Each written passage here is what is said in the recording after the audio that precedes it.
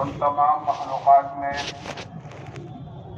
ہمیں اور آپ اور انسان کو بھی اللہ نے پیدا فرمایا ہے۔ فرق یہ ہے کہ انسان اشرف المخلوقات ہے، افضل الخلائق ہے۔ ساری مخلوقات میں جو فضیلت، جو مقام، جو مرتبہ اللہ نے انسان کو بخشا ہے وہ کسی دوسری مخلوق کو نہیں دیا ہے۔ انسانوں کو جو دنیا میں اب موجود ہیں یا آ چکے ہیں یا آئندہ قیامت تک آئیں گے، سب کو اللہ نے ایک مرد اور ایک عورت، حضرت آدم علیہ السلام اور حضرت حوا سے پیدا فرمایا ہے۔ قرآن کریم میں اللہ تعالیٰ کا ارشاد ہے، یا ایھا الناس انا خلقناکم من ذکر وانثی وجعلناکم شعوبا وقبائل لتعارفوا ان اکرمکم عند اللہ اتقاکم۔ ساری دنیا کے انسان ایک مرد اور ایک عورت سے پیدا ہوئے ہیں، آدم علیہ السلام اور حضرت حوا سے۔ آدم علیہ السلام کو پیدا فرمانے کے بعد اللہ تعالیٰ نے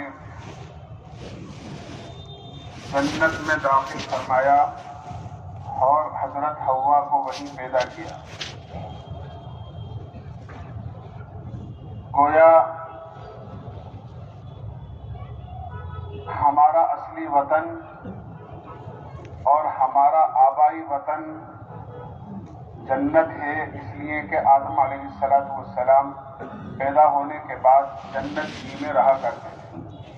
ہماری ماں حوا بھی وہیں رہتی تھی اور ہمارے باپ آدم علیہ السلام بھی وہیں رہتے تھے۔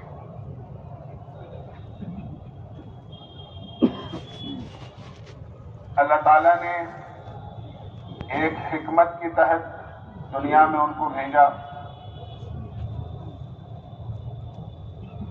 جو حکمتیں اللہ تعالیٰ نے اپنے علم میں رکھی ہیں اور پوشیدہ ہیں وہ تو اللہ ہی جانتا ہے، لیکن قرآن و حدیث کی صراحتوں سے پتہ لگتا ہے کہ آدم علیہ السلام کو اللہ نے پیدا فرمانے کے بعد جنت میں جب داخل کیا تو وہاں کی تمام نعمتوں سے فائدہ اٹھانے کی اجازت تھی، سوائے ایک درخت کے جس کے بارے میں یہ حکم تھا وَلَا تَقْرَبَا هَٰذِهِ الشَّجَرَةَ، کہ اس درخت کے قریب مت جانا۔ لیکن شیطان انسان کا ازلی دشمن ہے، اس نے جنت میں بھی انسان کو نہیں چھوڑا اور بہکا دیا، اور آدم علیہ السلام نے اور حضرت حوا نے اس درخت کا پھل کھا لیا جس کے قریب جانے سے منع کیا گیا تھا۔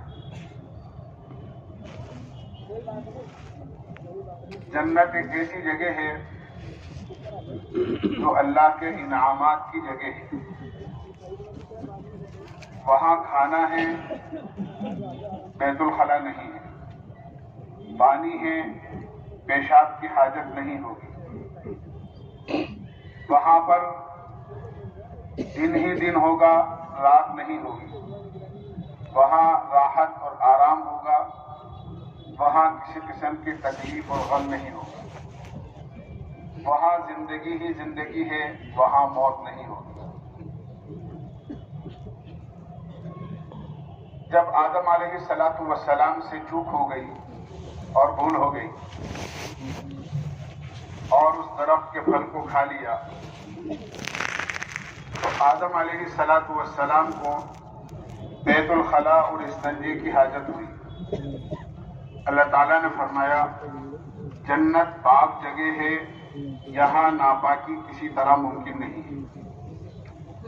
استنجے سے فارغ ہونا ہے اور بیت الخلا جانا ہے تو آپ کو جنت سے باہر جانا پڑے گا۔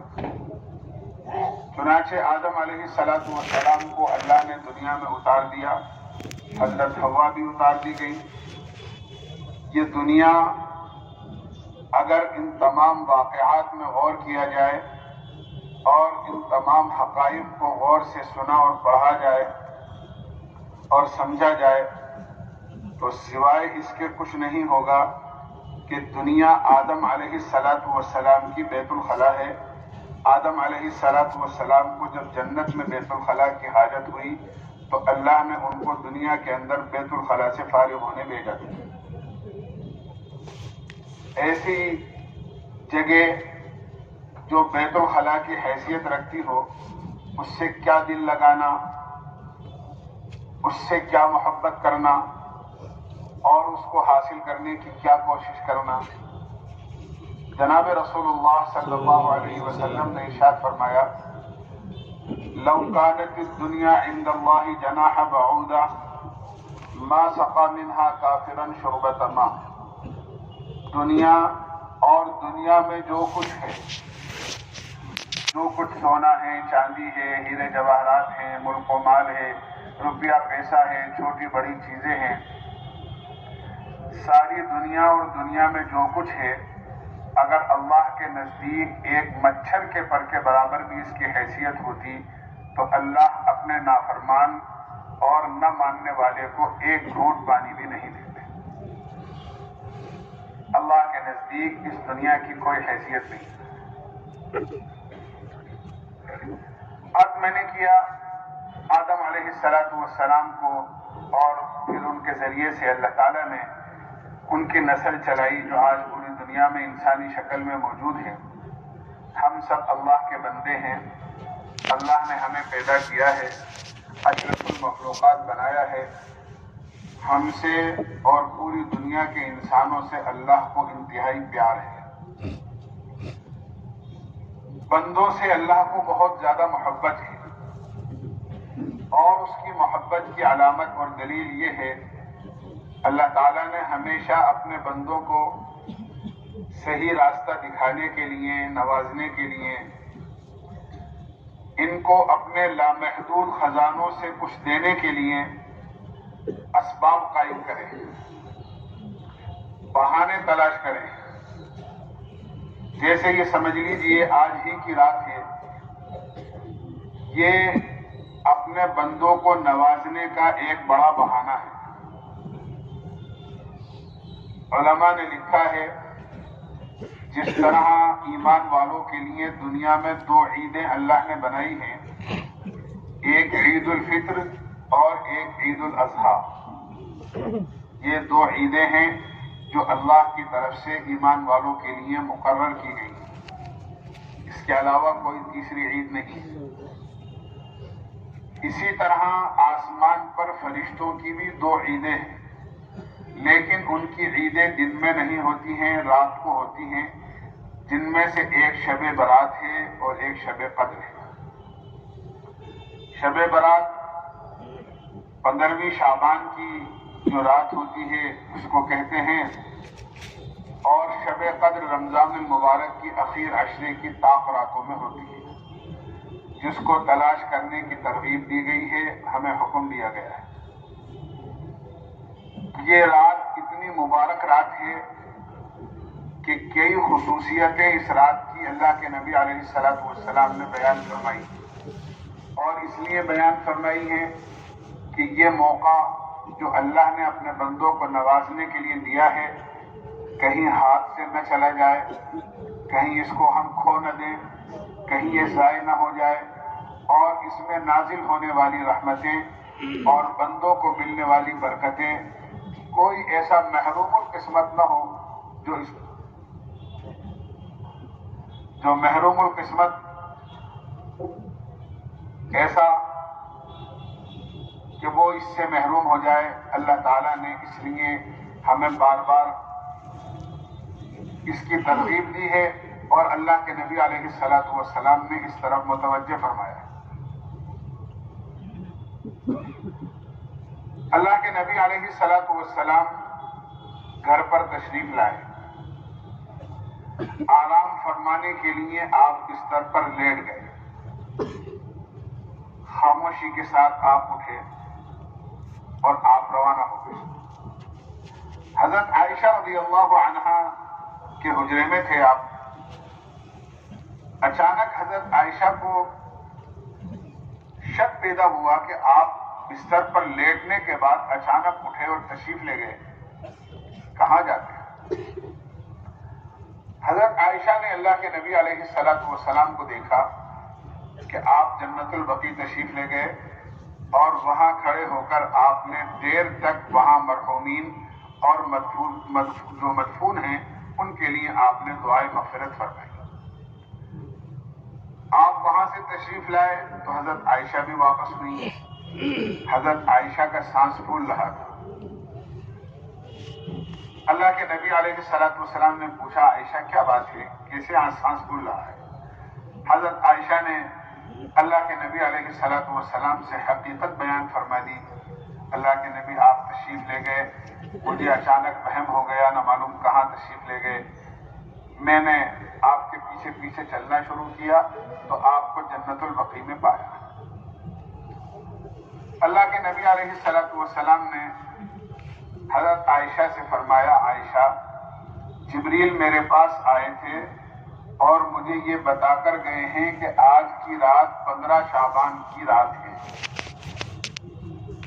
اور اس رات میں اللہ نے اپنی تمام تر رحمتوں کے دروازے کھول دیے ہیں اور اللہ آسمان دنیا کی طرف متوجہ ہو کر اپنے بندوں سے یہ اعلان فرما رہے ہیں حل من مستغفر, ہے کوئی مغفرت کا چاہنے والا جس نے دن کے اجالے میں یا رات کے اندھیرے میں, تنہائی میں یا مجمع میں جان کر یا انجانے میں میرے کسی حکم کو توڑا ہو اور میری کوئی نافرمانی کی ہو اور مجھے ناراض کیا ہو.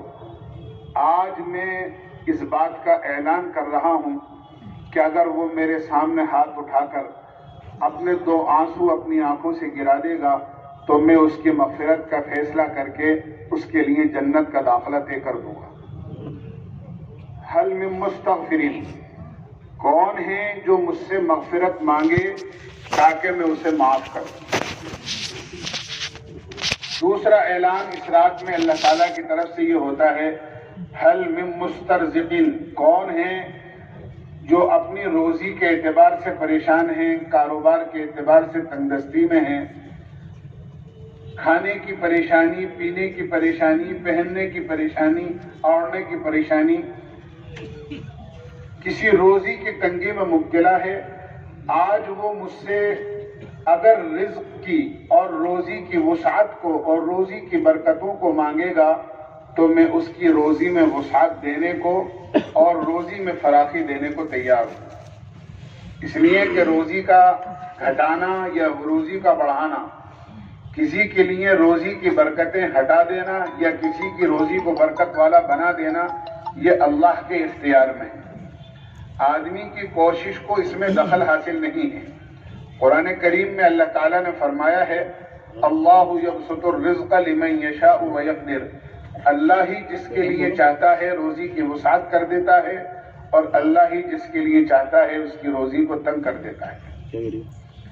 لیکن یہ روزی میں وسعت کرنا اور روزی میں تنگی کرنا بے بنیاد نہیں ہوتا. فرما برداری کی بنیاد پر روزیوں میں وسعت ہوتی ہے, نافرمانی کی بنیاد پر روزی میں تنگی کر دی جاتی ہے.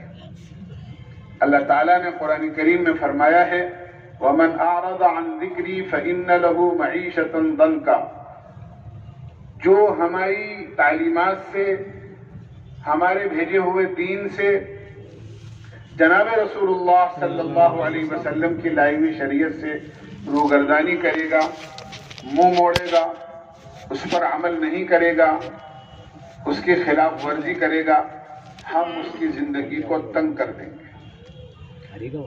ہر اعتبار سے تنگیاں اس کے اوپر آئیں گی, روزی کے اعتبار سے, کاروبار کے اعتبار سے. تو اللہ تعالیٰ کی طرف سے اعلان ہوتا ہے کوئی اپنے گناہوں کی معافی مانگ کر ہم سے روزی کی وسعت چاہنے والا, ہم اس کی روزی کے برکتوں کے فیصلے اس رات میں کر دیں گے. تیسرا اعلان ہوتا ہے کوئی جو کسی پریشانی یا بیماری میں مبتلا ہے, آج وہ اپنی بیماری سے ہم سے صحت مانگے اپنی پریشانی سے عافیت مانگے تو ہم اس کو عافیت دینے کو تیار ہیں اور بیماری سے نجات دینے کو تیار ہیں۔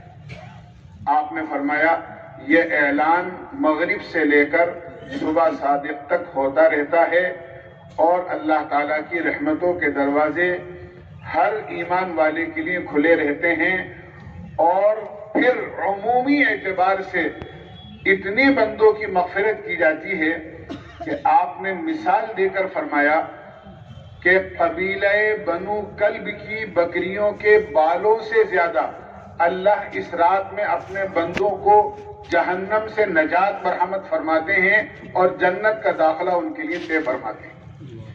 عرب میں سب سے بڑی مالیت یہ سمجھی جاتی تھی جن کے ہاں بھیڑ بکریاں ریوڑ یہ جانور زیادہ ہوں، اس لیے کہ اونٹوں کا بھیڑ بکریوں کا جانوروں کو پالنے کا رواج تھا اور یہی سب سے بڑی مالیت اس زمانے میں قرار دی جاتی تھی۔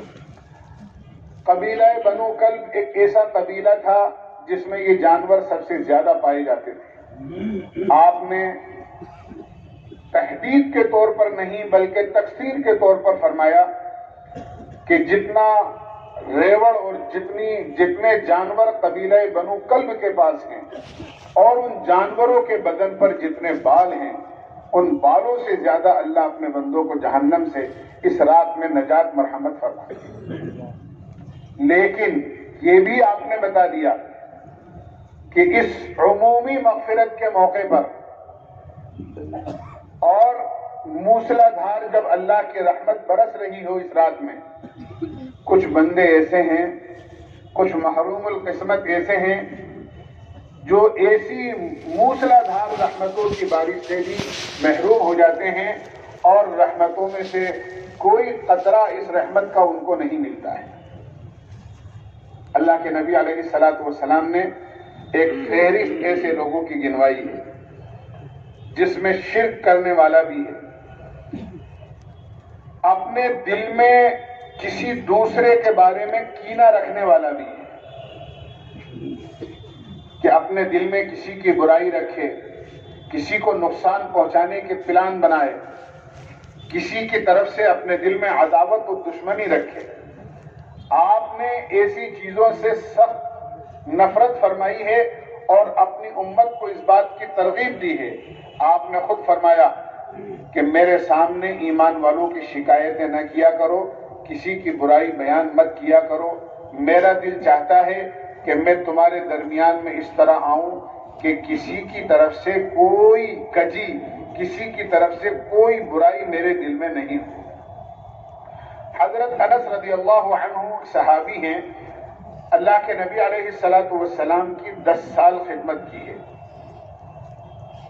ہر وقت کے حاضر باش تھے، جو بھی کام ہوتا تھا اللہ کے نبی علیہ الصلوۃ والسلام کا کیا کرتے تھے۔ آپ نے ایک موقع پر حضرت انس رضی اللہ عنہ کو مخاطب کیا اور نام لے کر نہیں کیا بلکہ بیٹا کہہ کر کیا، یا بنیا، اے میرے بیٹے، اور یہ کہہ کر فرمایا خبردار خبردار، اپنے دل میں کسی مسلمان کی طرف سے کوئی برائی مت رکھنا، اپنے دل کو ہر مسلمان کی برائی سے پاک رکھنا۔ یہ کہہ کر آپ نے فرمایا ھذا من سنتی، یہ میری سنت ہے، ومن احب سنتی فقد احبنی، جس نے میری سنت سے محبت کی اس نے مجھ سے محبت کی، ومن احبنی کان معی فی الجنہ، اور جس نے مجھ سے محبت کی وہ جنت میں میرے ساتھ ہوگا۔ پتہ یہ چلا کہ ہر مسلمان کی طرف سے اپنے دل کو پاک رکھنا اور صاف رکھنا یہ اتنی بڑی نعمت ہے کہ یہ نعمت اور یہ عمل آدمی کو جنت میں اللہ کے نبی کا ساتھ دلا دے گا۔ ایک صحابی ہیں جن کے بارے میں اللہ کے نبی علیہ الصلوۃ والسلام نے ایک موقع پر فرمایا ابھی ایک جنتی آدمی آئے گا۔ لوگوں نے دیکھا کہ حضرت معاذ رضی اللہ عنہ، حضرت سعد بن ابی وقاص رضی اللہ عنہ تشریف لائے۔ پھر ایک موقع پر آپ نے فرمایا کہ ایک جنتی آدمی آئے گا، تو حضرت سعد تشریف لائے۔ پھر ایک مرتبہ آپ نے فرمایا کہ ایک جنتی آدمی آنے والا ہے. پھر لوگوں نے دیکھا کہ حضرت سعد تشریف لائے. لوگوں کو بڑی حیرانی ہوئی کہ آپ نے 3 مرتبہ ان کو جنتی کہا ہے. آخر کون سا ایسا عمل مخصوص کرتے ہیں جس کی وجہ سے آپ ان کو جنتی فرما رہے ہیں؟ ایک صحابی ان کے گھر چلے گئے اور ان سے یہ کہا کہ میں آپ کے گھر مہمان رہنا چاہتا ہوں. مہمان نوازی صحابہ کی صفت تھی اور اتنے مہمان نواز تھے کہ اپنے معصوم بچوں کو بھوکا سلا کر آنے والے مہمان کو کھانا کھلایا کرتے تھے. فضائل کی کتابوں میں آپ نے پڑھا ہوگا اور سنا ہوگا کہ اللہ کے نبی کی مسجد سے مہمان گھر لے گئے. بیوی سے پوچھا کچھ کھانے کو ہے؟ بیوی نے کہا کچھ نہیں ہے، تھوڑا سا کچھ بچوں کے لیے ہیں. بیوی سے کہا بچوں کو تو بہلا کر سلا دو، آنے والے مہمان کو کھانا کھلانا ہے. اس لیے کہ اللہ کے نبی علیہ الصلوۃ والسلام کا ارشاد ہے من کان یؤمن باللہ والیوم الآخر فلیکرم ضیفہ. جو اللہ پر اور آخرت کے دن پر ایمان رکھتا ہو اس کو چاہیے کہ اپنے مہمان کا اکرام کرے. چنانچہ بچوں کو سلا دیا گیا. مہمان کو کھلانے کے لیے چراغ بجھا دیا گیا کہ مہمان ساتھ میں کھانے کا اصرار کرے گا اور اگر ہم نے مہمان کے ساتھ کھانا کھایا تو مہمان کے لیے بچے گا ہی کیا. ہم خالی ہاتھ منہ تک لے جائیں گے، اندھیرے میں مہمان سمجھے گا ہم بھی اس کے ساتھ کھا رہے ہیں، لیکن مہمان کھا لے گا. جب یہ عمل انہوں نے رات کے اندھیرے میں کیا، جبکہ ہاتھ کو ہاتھ نظر نہیں آ رہا تھا، مہمان کے سامنے میزبان کھانا کھا رہا ہے اور اپنا خالی ہاتھ دسترخوان اور پلیٹ تک لے کر جاتا ہے اور خالی ہاتھ اپنے منہ تک لے جاتا ہے اور مہمان کو اس اندھیرے میں یہ پتہ نہیں لگتا کہ یہ ان کے ہاتھ میں لقمہ ہے یا خالی ہاتھ اپنے منہ تک لے جا رہے ہیں. جس گھر میں اتنا اندھیرا اور جو عمل اتنے اندھیرے میں کیا گیا ہو، اللہ بڑے قدردان ہیں، اللہ بڑے قدردان ہیں. ابھی اندھیرا ختم نہیں ہوا تھا، صبح صادق ہوئی اور اسی حال میں مسجد نبوی میں جب نماز پڑھنے پہنچے، اللہ کے نبی علیہ الصلوۃ والسلام نے خوشخبری سنائی تمہارا رات کا عمل اللہ کو اتنا پسند آیا. مہمان نے تمہارا عمل نہیں دیکھا لیکن اللہ نے 7 آسمانوں کے اوپر تمہارا عمل دیکھ لیا ہے اور اللہ نے تمہاری شان میں آسمان سے قرآن کی آیتیں اتار دی. وَيُؤْثِرُونَ عَلَىٰ أَنفُسِهِمْ وَلَوْ كَانَ بِهِمْ خَصَاصَةٌ. مہمانوں کا اکرام اس طرح کرتے تھے. اللہ کو یہ عمل اتنا پسند آتا تھا کہ آسمان سے ان کی شان میں اور ان کی تعریف میں قرآن اتر جاتا تھا. اس لیے صحابہ اکرام بڑے مہمان نواز تھے. ایک آدمی مدینہ منورہ میں اونٹ خریدنے کے لیے آیا. ایک صحابی اپنے گھر کی تنگی کی وجہ سے، کوئی کھانے پینے کے اسباب گھر میں نہیں تھے، سوائے اس کے کوئی چارہ نہیں تھا کہ سواری کے لیے جو اونٹ ہے اس اونٹ کو بیچ کر گھر میں کھانے پینے کا کوئی نظم کیا جائے. اپنا اونٹ بیچنے کے لیے مدینے کے بازار میں تشریف لے گئے. وہ آدمی باہر سے آیا تھا اونٹ خریدنے کے لیے. اس نے اونٹ دیکھا، اونٹ پسند آ گیا. قیمت معلوم کری، انہوں نے قیمت بتائی، قیمت اس کو کچھ زیادہ معلوم ہوئی اور وہ مارکیٹ میں دوسرا اونٹ دیکھنے کے لیے نکل گیا. کیا ہو سکتا ہے ایسا ہی کوئی اونٹ کم قیمت کے اندر مجھے مل جائے. لیکن شام تک اس کو کوئی اونٹ ایسا نہیں نظر آیا اور نہیں ملا. ان کو بھی کوئی دوسرا گاہک نہیں ملا. یہ اپنا اونٹ واپس لے کر اپنے گھر آ گئے. اس نے یہ سوچا کوئی بات نہیں، اونٹ انہی کا اچھا ہے، تلاش کروں اور تلاش کر کے جو قیمت وہ مانگ رہے ہیں اسی قیمت کے اندر وہ اونٹ خرید لوں. جب آ کر اس نے اس جگہ پر ان کو دیکھا تو وہ موجود نہیں تھے، اپنے گھر واپس ہو چکے تھے. تلاش کرتا کرتا ان کے گھر پہنچا. جب وہ گھر پہنچا تو شام ہو چکی تھی۔ مدینے میں قاعدہ یہ تھا کہ جس مسافر کی شام جس گھر کے سامنے ہو جاتی تھی وہ اسی گھر کا مہمان بن جایا کرتا۔ جب ان صحابی کے گھر پر یہ مسافر پہنچا جو اصل میں اونٹ خریدنے کے لیے آیا تھا، ان صحابی نے اس کو اپنے گھر میں بلایا، اپنا مہمان بنایا اور کچھ نہیں پوچھا کہ کیوں آئے ہو، کیا غرض ہے، بلکہ اپنے گھر پہ ٹھہرایا، آرام کرایا، کھانا بنایا اور کھانا بنا کر مہمان کو کھلایا اور سلا دیا۔ صبح ہوئی تو پوچھا کیسے تشریف لانا ہوا، کوئی کام، کوئی غرض؟ کہنے لگے شاید آپ نے مجھے پہچانا نہیں، میں کل صبح بازار میں اونٹ خریدنے کے لیے آیا تھا، آپ سے میں نے اونٹ کی قیمت معلوم کی تھی، آپ نے جو قیمت بتائی وہ مجھے زیادہ لگی، میں آگے بڑھ گیا، آپ کا اونٹ میں نے نہیں خریدا، مجھے آپ جیسا اونٹ کہیں بازار میں نظر نہیں آیا، شام کو دوبارہ میں اسی مقام پر آپ کو تلاش کرنے کے لیے پہنچا تو میں نے آپ کو نہیں پایا، لہذا میں آپ کو تلاش کرتے کرتے آپ کے گھر آیا ہوں، میں وہ اونٹ خریدنا چاہتا ہوں، آپ جو قیمت مانگ رہے ہیں وہ قیمت میں ادا کر دیتا ہوں، آپ وہ اونٹ مجھے دے دیں۔ میزبان نے کہا جو اونٹ آپ مجھ سے خریدنے کے لیے آئے ہو، میرے گھر میں آپ کی ضیافت کے لیے کوئی سامان نہیں تھا، میں نے رات کو وہ اونٹ قربان کر کے آپ کو اس کا کھانا کھلا دیا ہے۔ ایسے مہمان نواز تھے۔ الغرض میں تو یاد کر رہا تھا کہ سعد بن ابی وقاص رضی اللہ عنہ کے گھر پر وہ تشریف لے گئے ان کا عمل دیکھنے کے لیے، 24 گھنٹے رہے، صبح کا عمل بھی دیکھا، شام کا بھی دیکھا، دن کا بھی دیکھا، رات کا بھی دیکھا، لیکن عام صحابہ کے عمل میں اور ان کے عمل میں کوئی فرق محسوس نہیں کیا۔ آخر مجبور ہو کر اپنا ارادہ بتا دیا، اللہ کا دیا ہوا میرے گھر میں سب کچھ ہے، میں تو صرف آپ کا عمل دیکھنے آیا تھا، اس لیے کہ اللہ کے نبی نے آپ کو 3 مرتبہ جنتی فرمایا ہے۔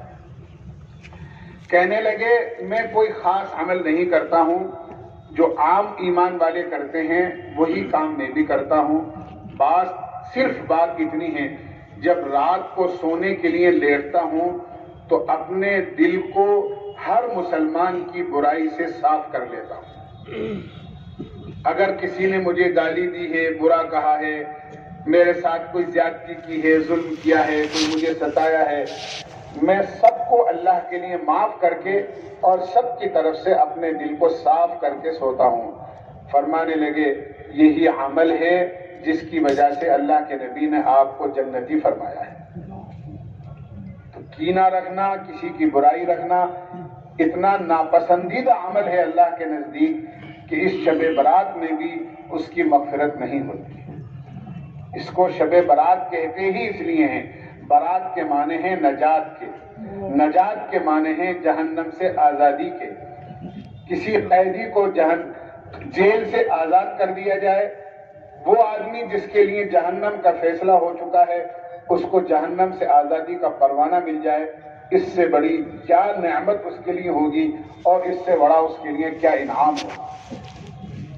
آج میں نے کیا کہ اللہ تعالیٰ اپنے بندوں کو نوازنے کے لیے ایسے حالات لے کر آتے ہیں اور ایسے مواقع لے کر آتے ہیں تاکہ اپنے بندوں کو نوازیں، اس لیے کہ اللہ کو اپنے بندوں سے انتہائی پیار ہے۔ ایک اللہ تعالیٰ اپنے بندوں کو عمومی طور سے نوازنے کے لیے ہر زمانے میں اللہ نے یہ راستہ اختیار کیا ہے کہ انبیاء علیہم السلام کو اللہ نے دنیا میں بھیجا، اور اس لیے بھیجا کہ انسانوں کو جا کر یہ بتائیں تمہارا اصلی وطن جنت ہے، تمہارے باپ دادا آدم علیہ السلام جنت میں تھے، ایک حکمت کے تحت دنیا میں آئے ہیں، تمہیں لوٹ کر واپس جنت میں چلے جانا ہے۔ جنت میں تم کیسے جاؤ گے اس کا راستہ بھی جناب رسول اللہ صلی اللہ علیہ وسلم کے ذریعے سے امت کو بتایا، اور آپ سے پہلے سارے نبیوں نے اپنے اپنے زمانے کے لوگوں کو بتایا کہ جنت میں جانے کا یہ راستہ ہے۔ جو حدیث میں نے خطبے کے اندر پڑھی تھی، اس حدیث میں جناب رسول اللہ صلی اللہ علیہ وسلم نے ایسے موقع پر جبکہ سوالات صحابہ سے زیادہ حجۃ الوداع کے موقع پر صحابہ آپ کے سامنے موجود تھے، آپ نے فرمایا، حضرت ابو امامہ باہلی رضی اللہ عنہ فرماتے ہیں، میں نے خود اپنے کانوں سے جناب رسول اللہ صلی اللہ علیہ وسلم کو حجۃ الوداع کے موقع پر یہ فرماتے ہوئے سنا، اگر تم یہ چند کام کر لو، ایمان والو، اتقوا اللہ ربکم، اپنے رب سے ڈرو اور اپنے رب کا تقوی اختیار کرو، وصلوا خمسکم، پانچوں وقت کی نماز کا اہتمام کرو، وصوموا شہرکم، رمضان المبارک آ جائے تو رمضان المبارک کے روزے رکھو اہتمام کے ساتھ میں، وَأَدُّوا زَكَاةَ أَمْوَالِكُمْ، اللہ نے مال دیا ہے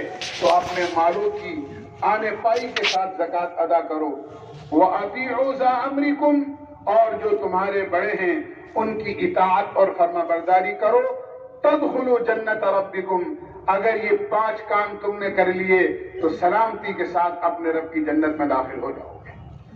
جنت سے آئے ہیں، جنت سے پہنچنے کا، جنت تک پہنچنے کا اور جنت تک واپسی کا راستہ اللہ کے نبی علیہ السلام نے ہمیں بتایا۔ سب سے پہلی چیز اللہ کے نبی علیہ السلام نے فرمائی، اتقوا اللہ ربکم، اپنے رب سے ڈرو۔ ڈرا، اللہ سے ڈرنے کا حکم ہے۔ قرآن کریم میں جگہ جگہ اللہ تعالیٰ نے فرمایا ہے، اتقوا اللہ، اتقوا اللہ، یا ایھا الذین آمنوا اتقوا اللہ حق تقاتہ، اللہ سے ڈرو۔ کیوں ڈرو؟ اس لیے کہ وہ بڑی طاقت اور قدرت کا مالک ہے، وہ کسی پر مہربان ہو جائے تو وہ جو چاہے اس کو دے دے، اور اگر وہ کسی سے ناراض ہو جائے تو منہ کا لقمہ بھی اس کے منہ سے نکال دے۔ یہ اس کی قدرت ہے۔ زمین اس نے بنائی، آسمان اس نے بنائے۔ زمین، آسمان اللہ تعالیٰ نظر نہیں آتا ہے، لیکن اللہ تعالیٰ نے اپنی قدرت کی نشانیاں، اپنی طاقت اور قدرت کو تسلیم کرانے کے لیے دنیا میں قائم کی ہیں، تاکہ بندے ان نشانیوں کے ذریعے سے مجھے پہچانیں۔ زمین کو اللہ نے پانی پر بچھایا، روایتوں میں آتا ہے اللہ تعالیٰ نے جب زمین کو پانی پر بچھایا تو زمین حرکت کرنے لگی۔ اللہ تعالیٰ نے زمین کی حرکت کو روکنے کے لیے کیلوں کے طور پر، میخوں کے طور پر پہاڑوں کو اس پر قائم کیا، زمین ٹھہر گئی۔ 7 زمین اللہ نے بنائی، ایک کے بعد دیگرے اور اوپر نیچے۔ اللہ نے اوپر 7 آسمان بنائے، هو الذی خلق 7 سماوات طباقا، اوپر نیچے 7 آسمان اللہ نے بنائے ہیں، اور بغیر ستون کے آسمان بنایا ہے۔ اور اللہ تعالیٰ فرما رہے ہیں، هل تری من فطور، میری قدرت کی بنائی ہوئی چیزوں میں تمہیں کوئی کمی نظر آتی ہے؟ اللہ کی مخلوق وہ اتنی طاقتور ہے تو بنانے والا کتنا بڑا طاقتور ہوگا۔ یہ مخلوقات تو دنیا میں ہے ہی جن کو ہم دیکھ رہے ہیں۔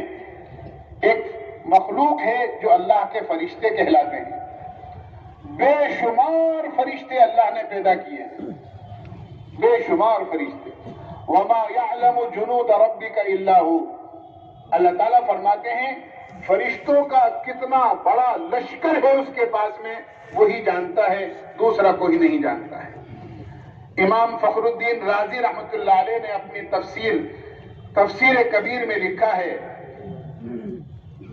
کہ جناب رسول اللہ صلی اللہ علیہ وسلم جب معراج میں تشریف لے گئے، آپ نے آسمان دنیا پر دیکھا فرشتوں کا ایک بڑا قافلہ ہے جو ایک جانب سے آتا ہے دوسری جانب چلا جاتا ہے۔ جو فرشتے ایک مرتبہ گزرتے ہیں دوبارہ نہیں آتے۔ جبریل امین سے پوچھا، جبریل یہ فرشتے کہاں آ رہے ہیں، کہاں سے آ رہے ہیں، کہاں جا رہے ہیں؟ جبریل امین نے عرض کیا، اللہ کے نبی یہ تو مجھے بھی معلوم نہیں کہاں سے آ رہے ہیں، کہاں جا رہے ہیں۔ وہاں ایک فرشتہ کھڑا ہوا تھا، اس سے پوچھا یہ فرشتے کہاں سے آ رہے ہیں اور کہاں جا رہے ہیں؟ اس فرشتے نے کہا، مجھے تو اللہ نے جب سے پیدا کیا ہے جب سے میں یہی دیکھ رہا ہوں کہ یہ فرشتے ایک طرف سے آتے ہیں دوسری طرف چلے جاتے ہیں اور جو ایک مرتبہ گزر جاتے ہیں دوبارہ ان کے نوبت نہیں آتی اور دوبارہ ان کا نمبر نہیں آتا۔ جبریل امین نے پوچھا تمہاری پیدائش کب ہوئی تھی اور تمہیں اللہ نے کب پیدا کیا تھا اور تمہاری عمر کتنی ہے؟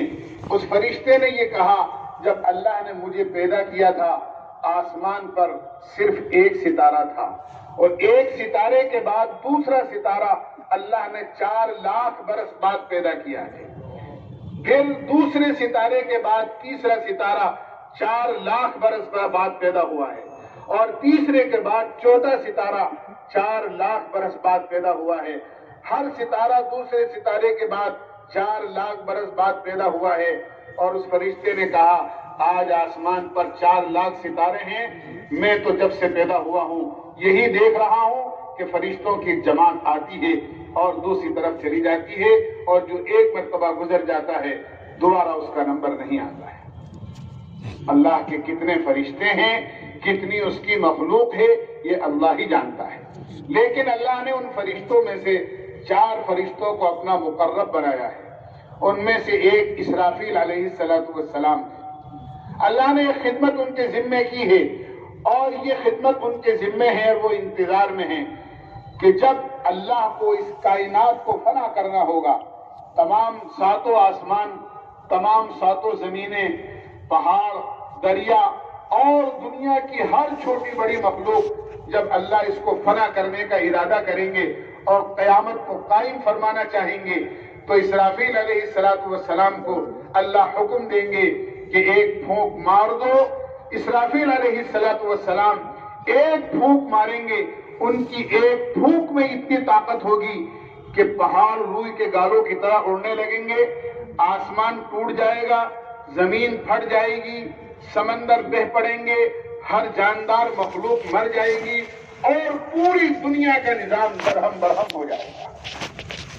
القارعۃ ما القارعۃ وما ادراک ما القارعۃ اذا الشمس كورت واذا النجوم انكدرت واذا الجبال سيرت واذا العشار عطلت واذا الوحوش حشرت واذا البحار سجرت۔ یہ ساری چیزیں اللہ نے قرآن میں بیان کی ہیں کہ پوری دنیا کا نظام درہم برہم ہو جائے گا۔ یہ کیسے ہوا؟ کہ ایک فرشتے کی ایک پھونک سے ہوا۔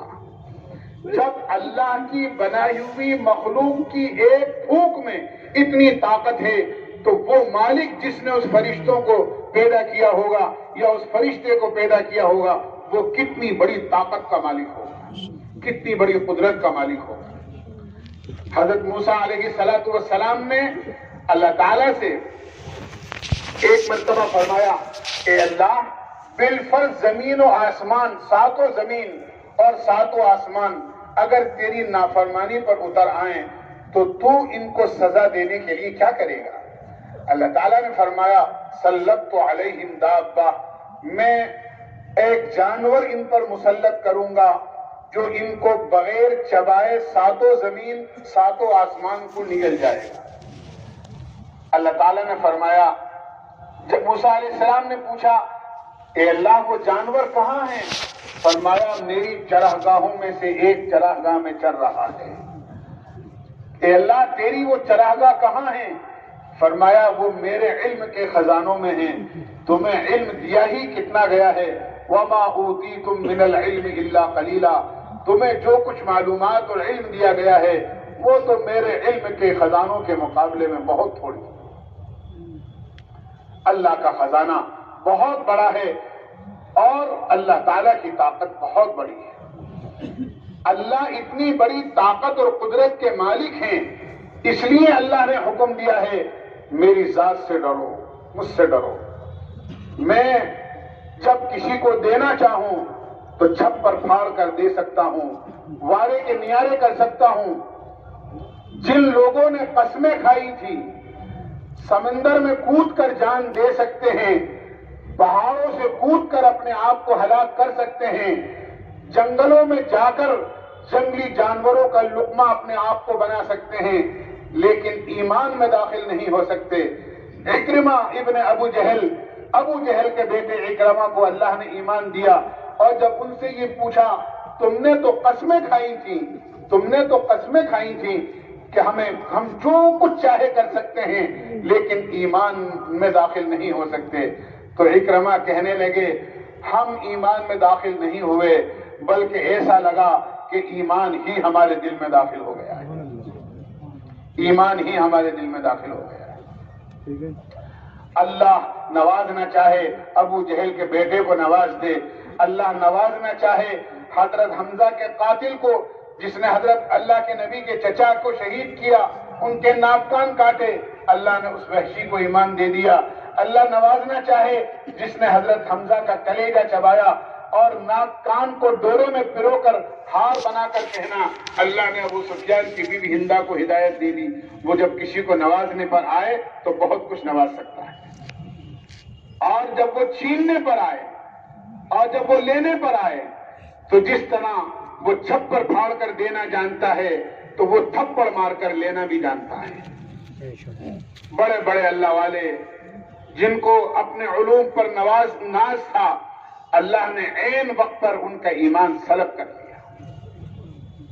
اللہ نے ان کو دولتوں سے محروم کر دیا, اللہ نے ان کو ایمان سے محروم کر دیا. اللہ دینا چاہے تو سب کو دے دے اور نہ دینا چاہے اور لینا چاہے تو سب کچھ لے سکتا ہے. اس لیے اللہ نے اپنی قدرت کی یہ نشانیاں قائم کر کے فرمایا مجھ سے ڈرو, مجھ سے ڈرو, اتقوا اللہ, اللہ سے ڈرو. اور اللہ سے ڈرو گے تو پھر اس کے حکم کی خلاف ورزی نہیں کرو گے. جب ایک عام پولیس والے کو آپ دیکھتے ہیں کہ وہ چوراہے پر کھڑا ہوا ہے, اس کے ڈر کی وجہ سے آپ قانون کے دائرے میں آ جاتے ہیں. ہیلمٹ نہیں ہے تو آپ ہیلمٹ پہن لیتے ہیں. اگر موٹر سائیکل پر 3 سوار ہیں تو ایک کو اتار کر 2 ہو جاتے ہیں. کہ یہ کیا ہوا کہ یہ ایک آدمی کے ذرا سے ڈر کی وجہ سے آپ قانون کے دائرے میں آ گئے. جب اللہ کی قدرت اور اس کی طاقت سے آدمی واقف ہو جائے گا تو اللہ کی کبھی بھی نافرمانی نہیں کرے گا. اس لیے حکم ہے سب سے پہلا اللہ سے ڈرو جو تمہارا رب ہے. دوسرے فرمایا وَصَلُّوا خَمْسَكُمْ, 5 وقت کی نماز کی پابندی کرو, اس لیے کہ نماز تمہاری زندگی کے اندر ہر خوبی پیدا کر دے گی. اس لیے کہ نماز اپنے آپ کو سر سے لے کے پیر تک حکم الہی کا پابند کر دینے کا نام نماز. 5 وقت کی نماز کا اہتمام کرو. یہ عمل اتنا اونچا عمل ہے جس کی طاقت کا ہمیں اندازہ نہیں ہے. نماز تو اتنا اونچا عمل ہے. حضرت عمر فاروق رضی اللہ عنہ کے زمانے میں قحط طاری ہو گئی, آسمان سے بارش ہونی بند ہو گئی, زمین سے غلہ اگنا بند ہو گیا. حضرت عمر رضی اللہ عنہ نے غلہ منگوانا شروع کیا آس پاس کے علاقوں سے, حتیٰ کہ مصر سے بھی غلہ آیا تاکہ لوگوں کی کھانے پینے کا انتظام کیا جائے. لیکن یہ دیکھا کہ جتنا غلہ آ رہا ہے وہ کم پڑ رہا ہے. ایک صحابی نے بکری ذبح کی, خون نہیں نکلا, ہڈی سے چمڑا لگا ہوا تھا, بے ہوش ہو گئے. خواب میں اللہ کے نبی علیہ الصلوۃ والسلام کی زیارت ہوئی. اللہ کے نبی علیہ الصلوۃ والسلام نے فرمایا عمر کو میرا سلام کہنا اور یہ کہنا کہ تم تو بڑے سمجھدار تھے, تم کیسے غفلت کے اندر پڑ گئے. وہ صحابی ہوش میں آئے, حضرت عمر کو پیغام پہنچایا. حضرت عمر سمجھ گئے کہ ہمیں اللہ کے لامحدود خزانوں سے استفادہ حاصل کرنے اور فائدہ اٹھانے کا سب سے بڑا ذریعہ اور سبب نماز دی گئی تھی. ہم نے نماز پڑھ کر اللہ سے نہیں مانگا, سارے انتظام کیے, ہم نے اللہ سے نہیں مانگا. اس لیے کہ اللہ جب کسی پر روزی کی تنگی ڈالتا ہے, حالات لے کر آتا ہے, چیزوں کی تنگی میں مبتلا کرتا ہے, تو یاد رکھیں اس لیے نہیں ہوتا ہے کہ اللہ کے خزانے میں نعوذ باللہ کوئی کمی آ گئی. یہ تو ایسا ہی ہے, بچے نے نافرمانی کری, ماں نے کہہ دیا آج تجھے کھانا نہیں ملے گا. بچہ بھوکا ہے تو یہ مطلب نہیں ہے کہ گھر میں کھانا ختم ہو گیا. بچے نے نافرمانی کری ہے یا آج سبق یاد نہیں کیا ہے, اس لیے ماں نے اس کا کھانا بند کر دیا. بچہ جب سبق یاد کر کے سنا دیتا ہے یا اپنی غلطی کی معافی مانگ لیتا ہے ماں معاف کر دیتی ہے اور اپنے ہاتھوں سے اپنے معصوم بچے کو خود کھانا کھلاتی ہے گرم بنا کر۔ آسمان سے بارشوں کا بند ہو جانا یا ایسی کثرت سے بارش کا ہونا جس سے تباہی مچ جائے، یا کسی چیز کی قلت اور کمی کا پیدا ہو جانا، کسی پر روزی کی تنگی آ گئی، کسی پر بیماریاں آ گئیں، کسی پر اور حالات آ گئے، یہ اس لیے نہیں ہوتا ہے کہ اللہ کے خزانے میں کوئی صحت کی کمی آ گئی، اللہ کے خزانے میں کوئی روٹی روزی کی کمی آ گئی، اللہ کے خزانے میں کوئی پانی کی کمی آ گئی۔ یہ تو ہماری نافرمانیوں کی بنیاد پر ہوتا ہے۔ فرما برداریوں پر اللہ کی رحمتیں اترتی ہیں اور نافرمانیوں پر اللہ کا عذاب متوجہ ہوتا ہے۔ حضرت عمر رضی اللہ عنہ کو احساس ہوا، آپ صحابہ کو لے کر باہر مدینے سے تشریف لے گئے اور آپ نے 2 رکعت نماز صلاۃ الاستسقاء پڑھی اور ہاتھ اٹھا کر اللہ سے دعا کی، اللہم انا نستغفرک ونستسقیک، اے اللہ ہم اپنے گناہوں کی معافی مانگتے ہیں اور تجھ سے بارش کی دعا مانگتے ہیں اور بارش کا سوال کرتے ہیں۔ ایک چرواہا انہی ایام میں بکریاں چرانے کے لیے جنگل میں تھا کہ اس چرواہے نے آسمان پر بادل دیکھے اور اس بادل میں سے یہ آواز سنی، اتاک الغوث ابا حفص، اتاک الغوث ابا حفص، اتاک الغوث ابا حفص، کہ اللہ تعالیٰ کی طرف سے بادل کو حکم ہو رہا ہے اور اللہ تعالیٰ خوشخبری سنا رہے ہیں، عمر تم نے ہم سے معافی مانگی اور ہم سے بارش کا سوال کیا، ہم نے تمہاری پکار کو اور تمہاری دعا کو سن لیا اور اب یہ بادل آیا ہے اور تم پر بارش برسائے گا۔ حضرت عمر نے ابھی اپنے چہرے پر دعا ختم کر کے ہاتھ بھی نہیں پھیرے تھے کہ اللہ نے بارش نازل فرما دی اور موسلادھار بارش ہو گئی۔ نماز تو اللہ سے لینے کا ایسا ذریعہ ہمیں دی گئی تھی، آج ہم نے نماز ہی کو چھوڑ دیا۔ ایک جماعت کام کرتی ہوئی ایک علاقے میں پہنچی غیر ملک میں، وہاں انہوں نے دیکھا کہ ایک آدمی آتا ہے، تعلیم کے حلقے میں بیٹھتا ہے اور واپس چلا جاتا ہے۔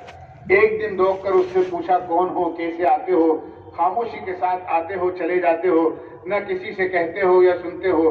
کہنے لگا میں یہودی عالم ہوں، توریت جدید کا بھی اور توریت قدیم کا بھی، وہ توریت جو اللہ نے آسمان پر موسیٰ علیہ السلام پر نازل فرمائی تھی، جس میں کوئی ترمیم اور تنسیخ نہیں ہوئی تھی، اس کو بھی جانتا ہوں اور جو رد و بدل ترمیم کر دی گئی اس کو بھی جانتا ہوں۔ میں تم سے ایک سوال کرنا چاہتا ہوں، یہ بتاؤ تم کہاں سے آئے ہو؟ انہوں نے بتایا ہم فلاں جگہ سے آئے ہیں، اپنے ملک کا نام بتایا۔ کہنے لگے کہ تمہارے یہاں فجر کی نماز میں کتنے نمازی ہوتے ہیں؟ تو جو فجر کی نماز میں عالم ہوتا ہے انہوں نے بتایا کہ اس طرح ایک صف ہوتی ہے، کہیں 2 صفیں ہوتی ہیں۔ کہ اچھا یہ بتاؤ تمہارے یہاں جمعے کی نماز میں کتنے نمازی ہوتے ہیں؟ تو جمعے کی نماز کا عالم بتایا کہ جمعے کی نماز میں تو جمع غفیر ہوتا ہے۔ اس یہودی عالم نے یہ کہا میں آسمانی کتاب کی خوشخبری تمہیں سناتا ہوں، جب مسلمان نماز کا اتنا پابند ہو جائے گا اور نماز کا اتنا اہتمام کرنے لگے گا کہ مسلمانوں کی مسجدیں جمعے کی نماز کی طرح فجر کی نماز میں بھرنے لگ جائیں گی، تو پھر مسلمان دنیا میں سب سے زیادہ غالب رہے گا، دنیا میں کوئی قوم اس کے اوپر غالب نہیں آ سکتی۔ ہم نے نماز کو سمجھا ہی نہیں، معمولی آزار پر آج مسلمان نماز چھوڑ دیتا ہے، حالانکہ اللہ کے نبی علیہ السلام نے دین اور دنیا دونوں جہاں کی خوشخبری نماز پر دی۔ دنیا کے سارے مسائل کا حل بھی نماز میں رکھا ہے اور آخرت کے سارے مسائل کا حل بھی اللہ نے نماز میں رکھا ہے۔ اور اللہ نہ کرے نماز چھوڑ دی، کتنا بڑا نقصان ہوگا۔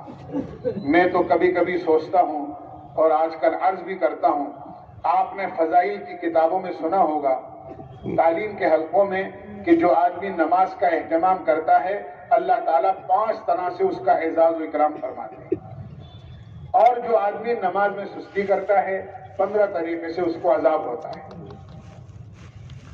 ان 15 طریقے سے جو عذاب اس میں نقل کیا گیا ہے، اس میں صرف 3 چیزیں آپ کو بتاتا ہوں کہ نماز چھوڑ کر ہم اپنا کتنا بڑا نقصان کر رہے ہیں۔ ایک تو اللہ کے نبی علیہ الصلوۃ والسلام نے یہ بیان کیا کہ بے نمازی کی سارے نیک کاموں کا اجر ہٹا دیا جاتا ہے۔ غور کرنا آپ، اگر کوئی آدمی نماز نہ پڑھ کر کتنے ہی نیک کام کر لے، صدقہ کر لے، خیرات کر لے، کوئی بلائی کر لے، اس کو کسی بھی نیک کام کا اجر اس کو نہیں ملے گا۔ آپ میری بات سننے کے بعد آپ تعلیم کی اس حدیث میں غور کر لینا، دیکھ کر، اس میں ہندی میں بھی کتابیں ہیں، اردو میں بھی کتابیں ہیں۔ جو 3 باتیں میں عرض کر رہا ہوں، نیک کاموں کا اجر ہٹا دیا جاتا ہے۔ پتہ یہ چلا نماز کو چھوڑ کر کوئی بھی نیک کام آدمی کرے گا، کسی نیک کام کا اجر اور بدلہ اس کو نہیں ملے گا۔ آدمی بڑا خوش ہوتا ہے، نماز تو پڑھ نہیں رہا ہے، دوسرے کام کر رہا ہے، اور یہ سمجھ رہا ہے کہ میں تو بہت بڑا خیر کا کام کر رہا ہوں۔ دوسرے یہ فرمایا کہ اس کی دعائیں قبول نہیں ہوتی۔ نماز چھوڑ کر آدمی چاہے ہاتھ یہاں تک اٹھائے یا ہاتھ یہاں تک اٹھائے، آنسو بہائے، اپنے بال کھولے، روئے، کچھ بھی کرے، نماز کا اہتمام نہیں ہے، اس کی دعا ایک بالش اس کے سر سے اوپر نہیں جاتی۔ فرمایا اس کی دعائیں قبول نہیں ہوتی۔ بے نمازی کا دوسرا عذاب اللہ کا یہ ہوتا ہے۔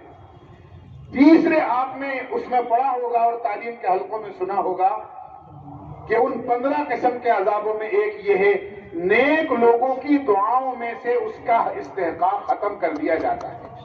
یعنی جو دعا کرے گا اس کی دعا بھی قبول نہیں ہوگی، اور اگر وہ کسی نیک آدمی سے اپنے لیے دعا کی درخواست کرے گا، حضرت بڑی پریشانی میں مبتلا ہوں، اس وقت بڑے حالات میں ہوں، آپ میرے لیے دعا فرما دیں، اور وہ نیک آدمی بھی اگر اس کے حق میں دعا کرے گا تو اللہ اس نیک آدمی کی دعا بھی اس کے بارے میں قبول نہیں فرمائے گا۔ اب آپ غور کر لیں کہ نماز چھوڑ کر کون سی خیر ایسی ہے جو ہمارے حصے میں رہ گئی ہے۔ اس لیے اللہ کے نبی علیہ الصلوۃ والسلام نے ارشاد فرمایا کہ صلو خمسکم، 5 وقت کی نماز کا اہتمام کرو تو جنت کا راستہ تمہارے لیے آسان ہے۔ تیسرے فرمایا وَصُومُوا شَهْرَكُمْ، رمضان المبارک آ رہا ہے، شعبان کا مہینہ گزرتا چلا جا رہا ہے، آدھا شعبان گزر گیا، آدھا شعبان باقی ہے۔ شعبان کے مہینے کو اللہ کے نبی علیہ الصلوۃ والسلام نے اپنی نسبت عطا فرمائی ہے اور فرمایا شعبان شہری، شعبان میرا مہینہ ہے، ورمضان شہر اللہ، اور رمضان اللہ کا مہینہ ہے۔ اللہ کے نبی علیہ الصلوۃ والسلام شعبان کے مہینے سے رمضان المبارک کی تیاریاں شروع کر دیا کرتے تھے۔ اتنی کثرت سے شعبان کے مہینے میں آپ روزے رکھتے تھے، حضرت عائشہ فرماتی ہیں میں نے اتنی کثرت سے رمضان کے علاوہ کسی دوسرے مہینے میں آپ کو روزہ رکھتے ہوئے نہیں دیکھا۔ گویا اور تعلیم امت کے لیے، امت کو سمجھانے کے لیے، کہیں ایسا نہ ہو کہ رمضان آئے اور کسی عذر کی وجہ سے تمہارا ایک روزہ بھی چھوٹ جائے۔ اس لیے کہ رمضان المبارک کا روزہ فرض ہے، مردوں پر بھی فرض ہے، عورتوں پر بھی فرض ہے، اور اس کی تلافی زندگی بھر کے روزے نہیں کر سکتے۔ آپ نے فرمایا اگر کوئی مسلمان ایک رمضان المبارک کا ایک روزہ بھی اگر چھوڑ دیتا ہے، ایک روزہ بھی، فرمایا ساری زندگی بھی اگر روزے رکھے تو رمضان المبارک کے روزے کی برکتوں کو حاصل نہیں کر سکتا۔ ہم معمولی آزار کی وجہ سے روزے چھوڑ دیتے ہیں۔ میرے بھائیوں، دوستو، بزرگوں، روزہ اللہ کی بڑی نعمت ہے، اور اتنی بڑی نعمت ہے کہ ایک حدیث میں اللہ کے نبی نے فرمایا الصوم لی وانا اجزی بہ، روزہ میرے لیے ہے اور روزے کا بدلہ میں خود دوں گا۔ ایک جگہ فرمایا، ایک مطلب حدیث کا یہ ہے روزہ میرے لیے ہے اور روزے کا بدلہ تو میں خود ہوں۔ یعنی روزہ رکھنے والے کو اللہ تعالیٰ خود مل جاتے ہیں، یعنی روزہ رکھنے والے کی حمایت اور اللہ کی نصرت اس بندے کو حاصل ہو جاتی ہے جو روزے دار ہوتا ہے۔ اور جب اللہ مل گیا تو کسی چیز کی کوئی کمی نہیں ہے۔ ہاں، اللہ مل گیا تو سب کچھ مل گیا، اور اللہ نہیں ملا تو کچھ بھی نہیں ملا۔ محمود غزنوی نے ایک مرتبہ اعلان کیا جو جس پر ہاتھ رکھ دے وہ چیز اسی کی ہے۔ لوگوں نے لوٹ شروع کر دی، سونا لیا، چاندی لی، جواہرات لیے، روپیہ پیسہ لیا، اور جس کو جو پسند تھا ہر ایک نے اس کو لینا شروع کیا۔ لیکن ایاز جو ایک غلام تھا، محمود غزنوی کا نوکر تھا، اس نے کسی چیز پر ہاتھ نہیں رکھا. لوگوں نے بیوقوفی کی علامت بتائی، بیوقوف ہے، پاگل ہے. آج بادشاہ نے اعلان کیا ہے اور لوگ اپنی اپنی پسند کی چیزیں لے رہے ہیں اور یہ بیوقوف کھڑا دیکھ رہا ہے اور بادشاہ کو نہ معلوم کیوں اس سے محبت ہے. جب لوگوں نے تانے زیادہ دیے تو اس نے پہلے بادشاہ کو اپنا حکم یاد دلایا. آج آپ نے یہ فرمایا ہے جو جس پر ہاتھ رکھ دے گا وہ چیز اسی کی ہے. کہ اس نے بادشاہ نے کہا ہمارے حکم بدلا نہیں کرتے ہیں. محمود بڑے باوقار طریقے سے اٹھا اور اس نے اٹھ کر بادشاہ کے سر پر ہاتھ رکھ دیا کہ مجھے تو کچھ نہیں چاہیے، مجھے تو صرف آپ چاہیے. سارا دربار حیران رہ گیا. ہم نے سونا لیا تو کتنا لیا، چاندی لی تو کتنی لی، روپیہ پیسہ لیا تو کتنا لیا. اس نے تو بادشاہ کو اپنی حمایت میں لے کر سارا ملک اپنی حمایت میں لے لیا اور سارا ملک، بادشاہ اس کا تو سارا ملک اس کا ہے. جس کا اللہ ہو جاتا ہے اس کی ساری دنیا اس کی ہے. اس لیے روزوں کا اہتمام، رمضان المبارک آ رہا ہے، ہم سب نیت کریں کہ خود بھی روزوں کا اہتمام کریں گے اور اپنے گھر کے مستورات سے اور اپنے گھر کے ایک ایک فرد سے جن پر اللہ نے روزہ فرض کیا ہے سب سے روزوں کا اہتمام کرائیں. چوتھی چیز اللہ کے نبی علیہ الصلوۃ والسلام نے ارشاد فرمائی، ادو زکات اموالکم، اپنے مالوں کی زکات ادا کرو. رمضان المبارک میں عام طور سے ہم زکات بھی ادا کرتے ہیں. یہ اپنے مالوں کی پاکی اور اپنے مالوں کی صفائی اور اپنے مالوں کی حفاظت کے لیے اللہ نے حکم دیا ہے. اگر آدمی اپنے مال کی آنے پائی کے ساتھ زکات ادا کرے تو اس کے مال میں کبھی بھی نقصان نہ ہو، اس کی تجارت میں کبھی بھی خسارہ نہ ہو. اس لیے کہ زکات کے معنی ہی پاک کرنے کے ہیں. زکات کی وجہ سے مال ساری آلائشوں سے، ساری گندگیوں سے، ساری مصیبتوں سے پاک ہو جاتا ہے. اور دوسرے زکات کے معنی ہیں مال کے بڑھنے کے.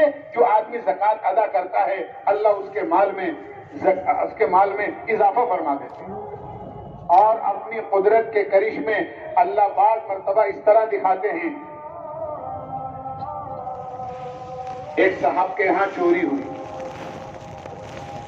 اور جو کچھ ان کے گھر میں بر وقت موجود تھا وہ سب چلا گیا اور صرف ان کے بدن پر جو کپڑے تھے وہ باقی رہ گئے. باقی چور سب کچھ لوٹ کر لے گئے. بڑی اہم بات بتا رہا ہوں آپ کو. انہوں نے آ کر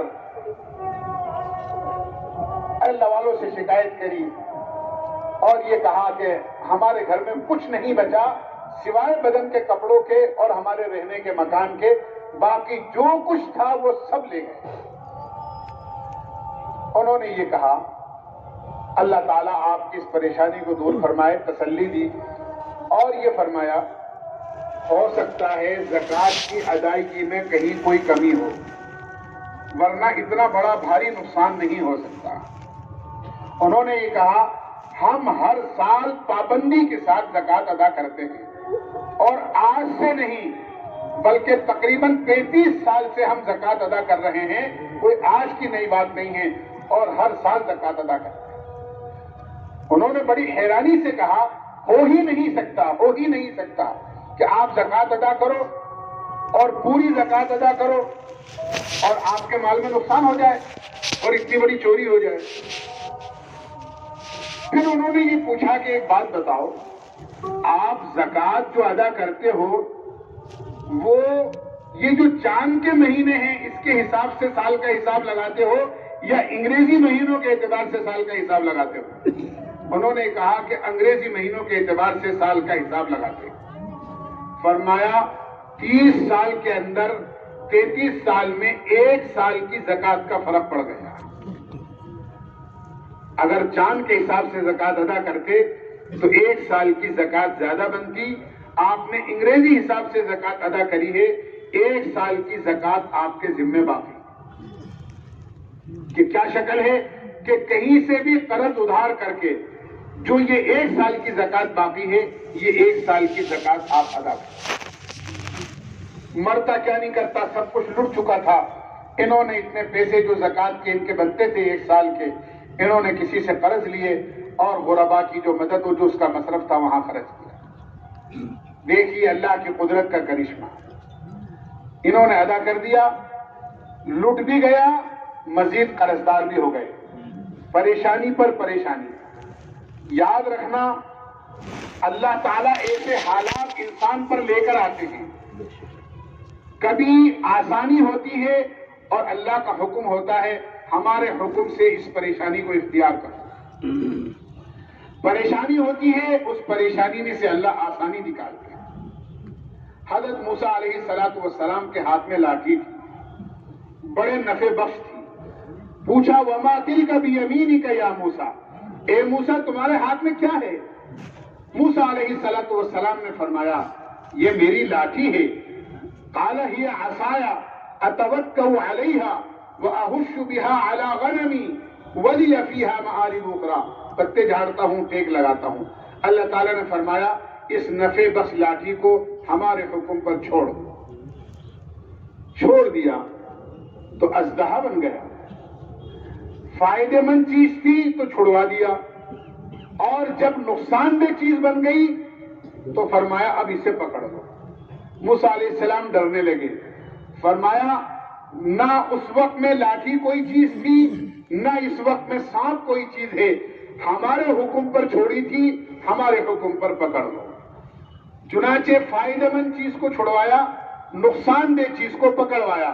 موسیٰ علیہ السلام نے جب اس کو اپنے ہاتھ میں لیا اور اللہ کا حکم پورا کیا تو وہ واپس لاٹھی ہو گئی، لیکن یہ لاٹھی پہلے جیسی لاٹھی نہیں رہی، بلکہ اس لاٹھی نے بڑے بڑے کرشمے انجام دیے ہیں۔ بنی اسرائیل نے پانی مانگا اور پتھر پر وہ لاٹھی ماری تو پانی نکل آیا، سمندر میں راستے کی ضرورت پیش آئی، وہ لاٹھی ماری تو سمندر میں راستے بن گئے، جادوگروں سے مقابلے کی ضرورت پیش آئی، وہ لاٹھی پھینکی، اتنا بڑا اژدہا بنا کہ سارے سانپوں کو نکل گیا۔ سارے واقعات قرآن کریم میں موجود ہیں۔ الغرض اللہ کی قدرت کا کرشمہ وجود میں آیا، سب کچھ لٹ چکا تھا، اللہ کے حکم کو پورا کرنے کے لیے 1 سال کی زکوٰۃ اور ادا کر، اب قرضدار بھی ہو گئے۔ ایک دن دروازہ بجا، دیکھا کہ کچھ لوگ آئے ہیں آپ سے ملاقات کے لیے، دیکھا کہ چند لوگ آئے اور آنے کے بعد کہا آپ سے ملنا چاہتے ہیں، آ کے بیٹھ گئے، اور انہوں نے یہ کہا کہ آپ کے گھر میں فلاں تاریخ کو فلاں رات میں چوری ہوئی تھی؟ کہنے لگے ہاں بھائی ہوئی تھی۔ سارا سامان چلا گیا تھا؟ ہاں چلا گیا تھا۔ سب نے یہ کہا ہم ہی لوگ چور تھے اور ہم ہی نے وہ سارا سامان چرایا تھا۔ اب کیا کرنے آئے ہو؟ کہ اب یہ کرنے آئے ہیں کہ آپ کا سامان ہم واپس کرنے آئے ہیں۔ ہوا یہ کہ جماعت گشت کر رہی تھی، اس جماعت کے گشت کرتے ہوئے ہم ان سے ٹکرا گئے، وہ ہمیں مسجد میں لے گئے، انہوں نے ہمیں تعلیم کے حلقے میں بٹھایا، انہوں نے ہمیں جنت و دوزخ کے تذکرے اور ایمان کے حلقوں کے اندر بٹھا کر اللہ کا خوف دلایا۔ ہم نے اپنے تمام گناہوں سے توبہ کری اور یہ عہد کیا کہ جس کے یہاں ہم نے چوری کی ہے اور جتنا سامان لیا ہے ان تمام کے سامان کو ہم واپس کریں۔ اللہ نے یہ دعوت کی عظیم الشان محنت کے اندر بڑی تاثیر رکھی ہے۔ بڑے بڑے ایسے لوگ جن کی زندگیاں بگڑی ہوئی تھیں، ایسے شوہر جن سے ان کی بیویاں پریشان تھیں، ایسی اولاد جن سے ان کے باپ پریشان تھے، ایسے نوجوان جن سے ان کے محلے والے پریشان تھے، اللہ نے اس کام کے ذریعے سے ان کو توبہ کی توفیق دے دی، اس لیے کہ اس کام میں اور اس کام کے ساتھ اللہ کی تائید اور اللہ کی مدد ہے۔ محنت ہوتی ہے کہیں، اللہ اس کے اثرات نہ معلوم کس کے دل پر ڈالتے ہیں، اس لیے کہ یہ نبیوں والی محنت ہے، اور اللہ نے نبیوں والی محنت کے ساتھ اپنی مدد شامل حال کرنے کا وعدہ کیا ہے۔ ان تنصروا اللہ ینصرکم، تم اللہ کے دین کی مدد کرو، اللہ تمہاری مدد کرے گا۔ آدمی کو بعض مرتبہ اپنی محنت کے اوپر مایوسی ہو جاتی ہے، اتنے دن ہو گئے محنت کرتے کرتے ابھی تک کوئی نتیجہ سامنے نہیں آیا۔ اللہ اس کی محنت کے نتائج کہاں ڈال رہا ہے آپ سوچ نہیں سکتے ہو۔ افریقہ میں ایک جماعت گئی، ابھی حال ہی کا واقعہ ہے، افریقہ میں ایک جماعت گئی، اور اس جماعت نے انتہائی کوشش کی ایک مقام پر، لیکن بہت کم لوگوں نے ان کی بات سنی، کم لوگ قریب آئے۔ جتنی محنت اپنی جان کو جھونک کر اور اپنے پیسے خرچ کر کر وہ کر رہے تھے قربانی دے کر، ان کو ایسا لگا کہ ہماری محنت کا صحیح نتیجہ واپس نہیں آ رہا ہے۔ ان کو ایک علاقے سے دوسرے علاقے میں جانا تھا۔ عام طور سے جنگل کے راستے ہوتے ہیں، بعض ملک تو ایسے ہیں کہ اگر پانی کا راستہ ہے تو شپ کے ذریعے سے جاؤ، ورنہ ہوائی جہاز کے ذریعے سے جاؤ۔ خشکی کے راستے بڑے خطرناک ہیں۔ ایک علاقے سے ان کو دوسرے علاقے میں جانا تھا، گاڑی کرائے پر کی، ڈرائیور جنگل میں راستہ بھول گیا اور راستہ بھول کر نامعلوم کہاں کسی جنگل میں دور نکل گیا۔ بہرحال وہاں رکنا تو تھا نہیں، جنگل ہی جنگل تھا۔ چلتے چلتے چلتے چلتے ایک چھوٹا سا گاؤں آیا، وہاں پر ایک قبیلہ ایسا جو بالکل جنگلی لوگ تھے وہ آباد تھے۔ جب ان کی گاڑی وہاں جا کر رکی، چلتے چلتے کافی وقت ہو گیا تھا، بچے آئے، انہوں نے دیکھا وہ سارے کالے کالے اور یہ سارے سب گورے گورے، تو بچوں کو بڑا ڈر و خوف محسوس ہوا کہ یہ تو ہمارے جیسے لوگ نہیں ہیں، پتہ نہیں کون لوگ آ گئے۔ بچے اپنے گھروں میں گھس گئے، انہوں نے جا کر اپنے گھر والوں کو کہا نہ معلوم کون لوگ آ گئے۔ گھر کے سارے لوگ جمع ہو گئے، انہوں نے اپنے سردار کو بلایا کہ یہ کون لوگ آ گئے۔ سردار نکل کر آیا اور اس نے اتنی خوشی کا اظہار کیا، اتنی خوشی کا اظہار کیا، اور اس نے یہ کہا میں تو 3 دن سے تمہارا انتظار کر رہا ہوں، 3 دن سے تمہاری شکلیں مجھے خواب میں دکھائی جا رہی ہیں، اور تم ہمیں دعوت دیتے ہو ایمان کی اور اسلام کی، اور ہم قریب ہوتا ہے کہ تمہاری دعوت قبول کر لے، لیکن میری آنکھ کھل جاتی ہے۔ میں تو 3 دن سے انتظار میں تھا کہ اللہ یہ لوگ کہاں ملیں گے جن کی بات پر میں لبیک کہوں اور ان کی دعوت کو قبول کروں۔ اللہ نے تمہیں یہاں بھیجا ہے، لہذا تم ہمیں کلمہ پڑھاؤ، ہم کلمہ پڑھ کے پورا قبیلہ ایمان میں داخل ہونا چاہتے ہیں۔ محنت کہیں ہوتی ہے، اللہ اس کے اثرات کہیں ڈالتے ہیں۔ ہماری محنت، اسی لیے کبھی آدمی کو اپنی محنت سے مایوس نہیں ہونا چاہیے۔ اتنے دن ہو گئے محنت کرتے کرتے، یہ تو نبیوں والا کام ہے۔ حضرت نوح علیہ السلام نے 950 سال تک محنت کری اور آپ مایوس نہیں ہوئے۔ بہرحال میرے بھائیو دوستو بزرگوں، مجھے یہ عرض کرنا تھا کہ انہوں نے کہا کہ ہم چور ہیں اور ہم نے سارا سامان دینے کا ارادہ کیا ہے، اور یہ جو کچھ سامان ہم لے کر گئے تھے آپ کے پاس لے کر آئے ہیں، آپ اس کو آنے پائی کے ساتھ گن لیں اور چیک کر لیں کہ جو سامان آپ کے گھر سے گیا تھا وہ سارا موجود ہے یا سارا موجود نہیں ہے۔ جب انہوں نے چیک کیا تو اس میں بغیر 1 روپے کی کمی کے سارا سامان موجود تھا۔ یہ زکوٰۃ کی ادائیگی کا نتیجہ اور ثمرہ ہے۔ آدمی وہم و گمان نہیں کر سکتا۔ اللہ اپنے قدرت کا کرشمہ اور اپنی قدرت کے مظاہرے اس طرح کرتے ہیں۔ زکوٰۃ پوری ادا ہوئی، اللہ نے چوری کیا ہوا مال واپس لوٹا دیا۔ آج تک دنیا کی تاریخ میں ایسا نہیں ہوا کہ چوری کیا ہوا مال کہیں واپس۔ اسی لیے فرمایا اللہ نے مال دیا ہے، اپنے مالوں کی زکوٰۃ ادا کرو۔ اللہ کے نبی علیہ السلام نے 2 عورتوں کو دیکھا، وہ آپ کی خدمت میں آئیں، ان کے ہاتھوں میں سونے کے کنگن تھے۔ آپ نے ان سے یہ پوچھا کیا تم اس کی زکوٰۃ دیتی ہو؟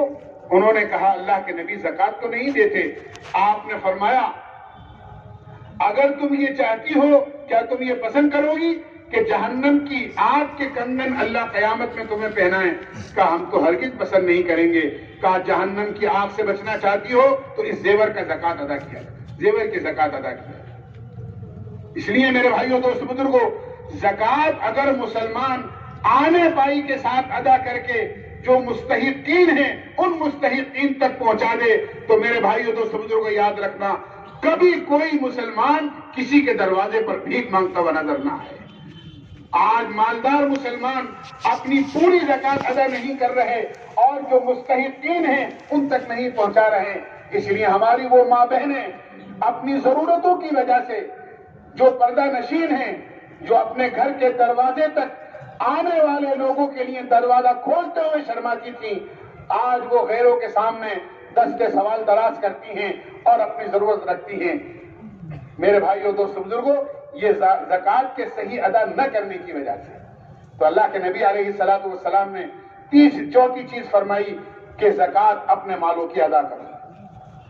पांचवी चीज आपने फरमाई कि अपने बड़ों की इताअत करो, बीवी अपने शोहर की इताअत करे, मामूर अपने अमीर की इताअत करे, छोटे अपने बड़ों की इताअत करें, औलाद अपने माँ बाप की इताअत करे। मैं जो आपको सुना रहा था कि इस रात में जो महरूमुल किस्मत लोग होते हैं उनमें एक वालिदैन का नाफरमान भी है। अगर वालिदैन की नाफरमानी कर रहा है और वालिदैन का दिल दुखा हुआ है तो अल्लाह ऐसे आदमी की भी इस रात में मग़फ़िरत नहीं फरमाते। माँ बाप तो बड़ी नेमत होते हैं, माँ बाप कभी बद्दुआ नहीं करते हैं, याद रखना, लेकिन उनकी खुशी दुआ बन जाती है औलाद के लिए और उनकी नाराजगी बद्दुआ बन जाती है। इसलिए माँ बाप को हमेशा खुश रखने की कोशिश करो। अल्लाह ताला ने अपने हक के बाद सबसे बड़ा हक माँ बाप का रखा है। वक़ज़ा रब्बुका अल्ला तअबुदू इल्ला इय्याहु व बिल वालिदैनि इहसाना। अल्लाह ताला फैसला कर चुका है कि उसकी इबादत की जाए और उसकी नाफरमानी न की जाए और माँ बाप के साथ अच्छा सलूक किया जाए। माँ बाप के सामने तो उफ करने का भी हुक्म नहीं है कि उनके सामने उफ मत करो, उनकी खिदमत करो, उनके साथ एहसान करो, उनकी आवाज से अपनी आवाज को बुलंद मत करो, उनका अदब और एहतराम करो, उनकी दुआएं लेने की कोशिश करो कि उनकी दुआ से तुम्हारी दुनिया भी बनेगी, तुम्हारी आखिरत भी बनेगी, और खुदा ना खास्ता वो नाराज हो गए तो तुम्हारा ईमान पर खात्मा मुश्किल हो जाएगा। फ़ज़ाइल की किताबों में आपने पढ़ा होगा, हज़रत अलक़मा के इंतकाल का वक्त करीब है, कलमा तलक़ीन किया जा रहा है लेकिन जबान से कलमा अदा नहीं हो रहा है। जब पूछा गया तो पता चला माँ नाराज है और माँ को बुलाया गया, और जब माँ से कहा गया माफ करने के लिए तो माँ ने ये कहा मेरी बात नहीं मानता है, मेरी बात के मुकाबले में बीवी की बात को तरजीह देता है। मैंने इसको पाला पोसा, पढ़ाया लिखाया, जवान हुआ, आज मेरी ही बात को ठुकरा देता है। मेरे भाइयों दोस्तों बुजुर्गों, हकीकत ये है हमारी माँ बाप की उन शफ़क़तों को हम याद करें। हम बोलना नहीं जानते थे, हमें बोलना हमारे माँ बाप ने सिखाया है। हम हगना मूतना नहीं जानते थे, इस्तंजा पेशाब हमें हमारे माँ बाप ने सिखाया है। हम कपड़े पहनना नहीं जानते थे, हमारे माँ बाप ने हमें कपड़ा पहनना सिखाया है। हम चलना फिरना नहीं जानते थे, हमारे माँ बाप ने हमें चलना फिरना सिखाया है। खुद भूखा रहकर हमें खिलाया, सर्दी की रातों में माँ ने खुद गीले में सोकर हमें सूखे में सुलाया। आज माँ से कह देता है तुम समझती क्या हो, बाप से कह देता है तुम सटिया गए हो। मेरे भाइयों दोस्तों बुजुर्गों, फरमाया कि माँ बाप के नाफरमान की शब बारात में भी मग़फ़िरत नहीं होती। इसलिए अल्लाह के नबी ने फरमाया कि अपने बड़ों की इताअत करो, जो तुम्हारे बड़े हैं उनकी फरमाबरदारी करो। अगर ये 5 काम तुमने कर लिए, अल्लाह के तक़वा इख्तियार कर लिया, 5 वक्त की नमाज की पाबंदी कर ली, रमजान के रोजे रख लिए, अपने मालों की ज़कात अदा कर दी, अपने बड़ों की फरमाबरदारी कर ली, फरमाया तदखुलू जन्नत रब्बिकुम, तो सलामती के साथ अपने रब की जन्नत में दाखिल हो जाओ। हम जन्नत से आए हैं, अल्लाह के नबी अलैहिस्सलातु वस्सलाम ने हमें वापस जन्नत तक का रास्ता बता दिया कि जन्नत में तुम लौट कर कैसे जाओगे। हम ये सोचें बगैर रास्ता इख्तियार किए हुए हम जन्नत में और अपने वतन वापस चले जाएं, ऐसा हरगिज नहीं होगा। एक आदमी बंबई जाना चाहता है, लेकिन बंबई जाने के लिए बंबई जाने वाली ट्रेन में बैठना होगा तो बंबई पहुंचेगा। एक आदमी बंबई जाना चाहता है, उसने देखा कि बंबई वाली ट्रेन में तो बहुत भीड़ है, लेकिन दूसरी ट्रेन पास में खड़ी हुई है, बड़ी बड़ी उसमें सीटें हैं और बड़ी नरम नरम गद्दे बिछे हुए हैं। आदमी उस ट्रेन में जाकर बैठ गया कि भाई ट्रेन तो ये भी वैसी ही है जैसे वो है, उसमें भीड़ है, ये खाली पड़ी हुई है, आराम से क्यों इसमें न बैठें। लेकिन वो ट्रेन जाने वाली थी कलकत्ते। हम सब इंसाफ से फैसला करें कि ये आदमी बंबई पहुंचेगा या कलकत्ते पहुंचेगा। बल्कि अगर ये कहा जाए तो गलत नहीं होगा कि ये बंबई जाने वाला आदमी जो बंबई जाना चाहता है लेकिन बैठ गया है और रास्ता इख्तियार किया है इसने कलकत्ते जाने का, सारे औलिया अल्लाह मिलकर बैतुल्लाह का पर्दा पकड़कर अगर इसके लिए बंबई पहुंचने की दुआ करें तो बंबई नहीं पहुंचेगा, बल्कि ये कलकत्ते पहुंचेगा, इसलिए कि इसने रास्ता ही गलत इख्तियार किया है। मेरे भाइयों दोस्तों बुजुर्गों, जिस तरह ये मोटी सी चीजें हम अच्छी तरह समझते हैं कि आदमी को सही रास्ता इख्तियार करना पड़ता है अपनी मंजिल तक पहुंचने के लिए, ऐसे ही अल्लाह के नबी ने हमें दीन दिया है, हमें अपनी इबादत का रास्ता दिया है, हमें अच्छे अखलाक का रास्ता बताया है, और ये सारी चीजें हमारी जिंदगी में आ जाएं, इसके लिए दावत और दीन की मेहनत अल्लाह के नबी ने हमें दी है।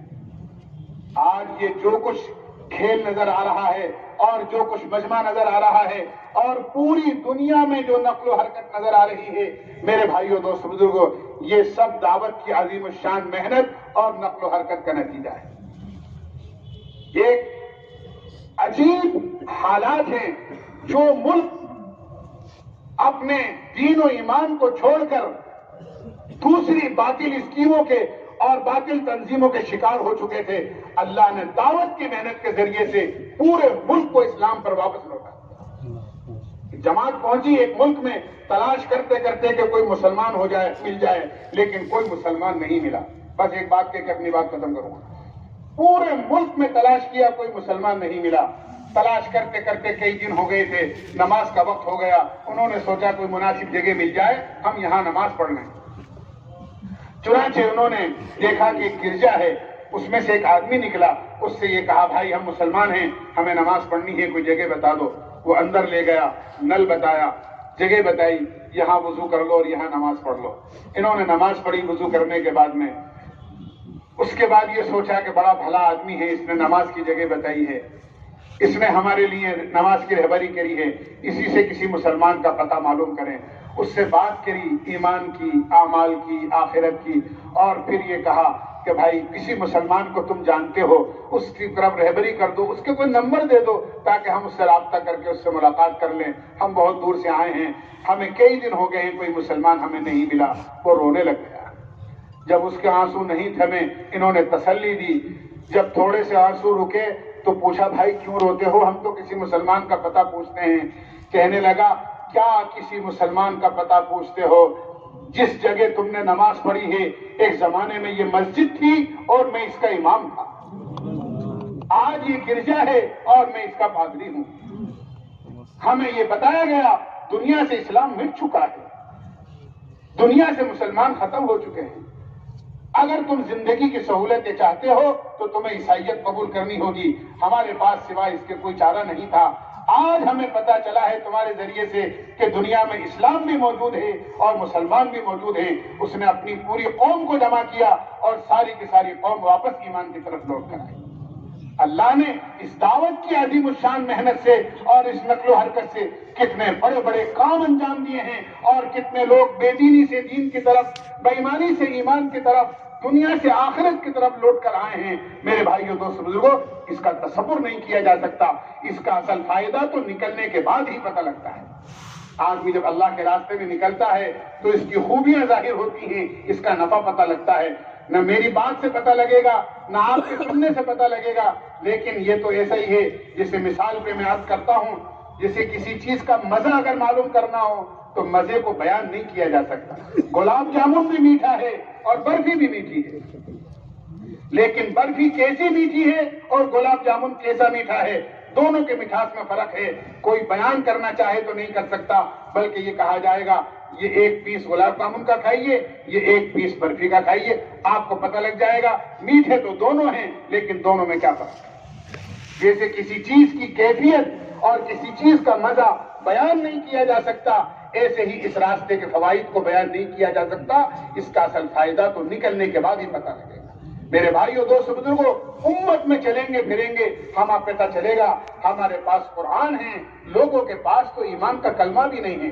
ہمارے پاس پانی ہے اور امت پیاسی جان دے رہی ہے، بغیر کلمے کے، بغیر نماز جنازہ کے، بغیر کفن کے، بغیر اسلامی اصول کے دفن ہو رہی ہے۔ اور میرے بھائیوں دوست بزرگوں، ان کے پاس یہ چیز نہیں ہے، اور ہم یہ سمجھ رہے ہیں ہمارے پاس تو قرآن بھی ہے، ہمارے تو ایمان والے ہیں اور خاندانی ایمان والے ہیں۔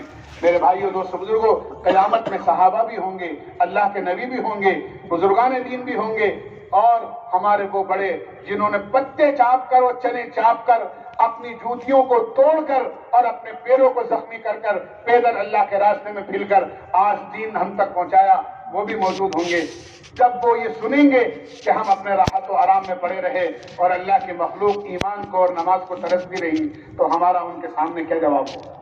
اس لیے میرے بھائیوں دوست بزرگوں، اللہ نے ہمیں مال دیا ہے، یہ اللہ کی امانت ہے، اللہ نے ہمیں جان دی ہے، یہ اللہ کی امانت ہے، ہمیں یہ امانت سمجھنا ہے، اپنی جاگیر نہیں سمجھنا کہ یہ جان میری اور مال میرا، میں جس طرح چاہوں صرف کروں، یہ اللہ کا ہے، اللہ نے دیا ہے، اللہ جب چاہے گا واپس لے لے گا۔ اللہ نے مجھے اپنے دین کو دنیا میں بلند کرنے اور اپنے کلمے کو دنیا میں عام کرنے کے لیے اور ایمان کی دنیا میں فضائیں قائم ہوں اور لوگوں کو ایمان ملے، لوگوں کو دین ملے، لوگوں کو اخلاق ملے، لوگوں کو قرآن ملے، اللہ نے اس کے لیے مجھے یہ سب کچھ دیا ہے۔ مجھے اپنی جان و مال کو اسی کام میں لگا۔ اب تک کی غفلت کو تو اللہ معاف فرمائے۔ میرے بھائیوں، دوستو، بزرگوں، ہمت کر کے میں کیا عرض کروں، اب اللہ نے اس محنت کے ذریعے سے ملکوں کے اندر کام پہنچایا اور ملک اتنے آگے بڑھ گئے کام میں، ہم تو اپنی مسجد سے 3 دن کی جماعت ایک نہیں نکال پا رہے ہیں، اور آج اللہ نے ایسے ملک دنیا میں پیدا کر دیے جہاں ایک ایک مسجد سے ماہانہ 200 جماعتیں سہ روزہ نکل رہی ہیں۔ 3 دن کی سہ روزہ جماعتیں ایک مہینے میں 200 جماعتیں نکل رہی ہیں۔